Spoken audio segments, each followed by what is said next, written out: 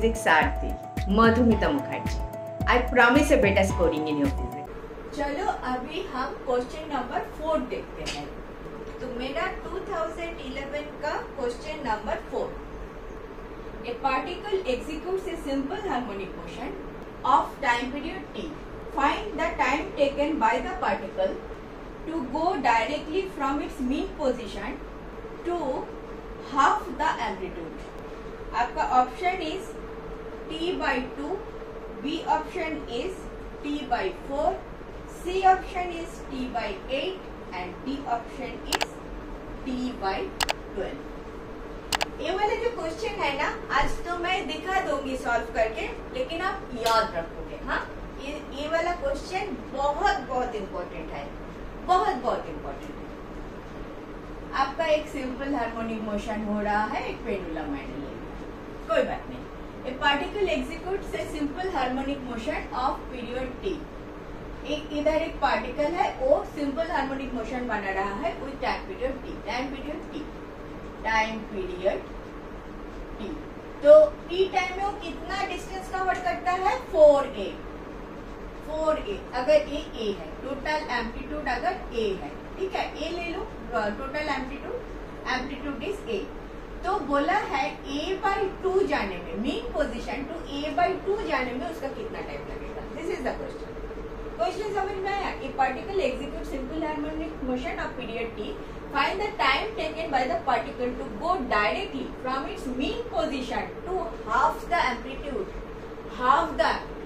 a/2 जाने में कितना टाइम लगता है? इसने इधर से चालू किया, मीन पोजीशन से चालू किया। देखो ये साइन कर्व है, मीन पोजीशन इज दिस, ए वाला कर्व रिप्रेजेंट करता है मीन पोजीशन से चालू। जब कोई पार्टिकल एक्सट्रीम पोजीशन से चालू करेगा ना, तब आप कॉस कर्व लोगे, cos curve. This is your extreme position से चालू हो रहा है, 0 में एक्सट्रीम पोजीशन, इधर 0 में बी चला पोजीशन, मीन पोजीशन, ठीक है। तो आपको ये साइन कर्व लेना पड़ेगा, करेक्ट। तो मेरा साइन कर्व का इक्वेशन क्या है? ए साइन ऑफ ओमेगा टी, सबको पता है, ठीक है। A क्या है? एम्पलीट्यूड है, A y equal to A sine omega T. Now y क्या है? Y is the variable, A is the पूरा डिस्टेंस, पूरा एम्पलीट्यूड। y क्या है? t के साथ जो वैरी कर रहा है, ठीक है। तो आपका y कितना है एट दिस पॉइंट? कितना टाइम लगेगा वही पूछा है ना। टाइम टेकन कितना होगा इस पॉइंट पे जाने के लिए? तो आपका y is a/2, y is a/2।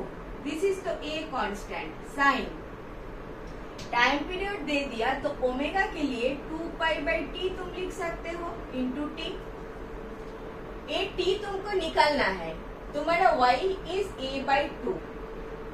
Omega के लिए तुमने लिखा 2π/t, करेक्ट लिखा ना। सर्कुलर मोशन पूरा ये चक्कर आने में को कितना एंगुलर डिस्प्लेसमेंट हो रहा है? 2π हो रहा है। कितना टाइम में हो रहा है? t टाइम में हो रहा है। तो एंगुलर वेलोसिटी कितना है? ओमेगा 2π/t है, करेक्ट। नाउ ये वाला चीज आ गया। अभी देखो a निकल गया तो क्या रह गया? Half equal to sine of 2π/T into t।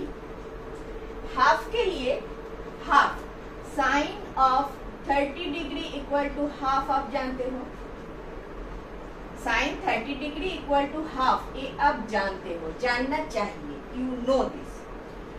Since इधर पाई में है, रेडियन में है, आप डिग्री को पाई में ले लो। साइन 2π/6 होता है क्या?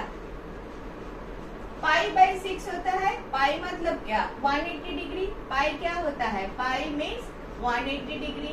π/6 करोगे तो 180 डिग्री बाई 6 30 डिग्री होता है। तो π/6 is sine 30 degree which is half π/6। तो इधर तुम लिख सकते हो sine π/6 equal to sine of 2π/t into T. दोनों साइड साइन है तो साइन उठ जाएगा, सिर्फ रेडियन ले लो। π/6 equal to 2π/t into T. Pi मर गया तो आपको छोटा वाला टी निकालना है। छोटा वाला टी होगा, इधर करो, छोटा वाला टी होगा टी, ऊपर टी आ गया, टी बाई 12।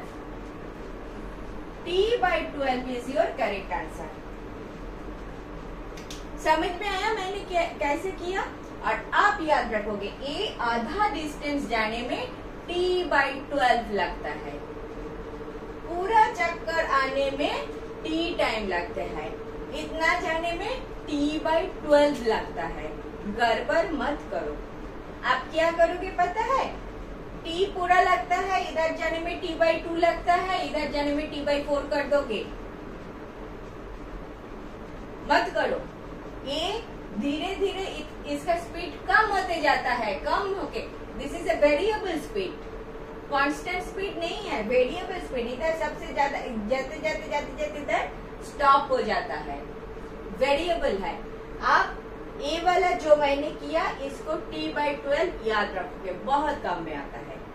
ये समझ में आया ना? ये समझने के लिए आपको तो ये जरूरी है जानना। Sine 30 degree equal to half, 30 degree मतलब pi by 6, half pi by 6 लगाया तो टी बाई 12 आ गया। Very very basic, very very important, मैं बार बार बोल रही हूँ। ठीक है, तो हम नेक्स्ट देखते हैं, नेक्स्ट कैसे क्वेश्चन आता है। Thank you for watching. Last 20 years of questions I have solved like this. If benefited, do watch.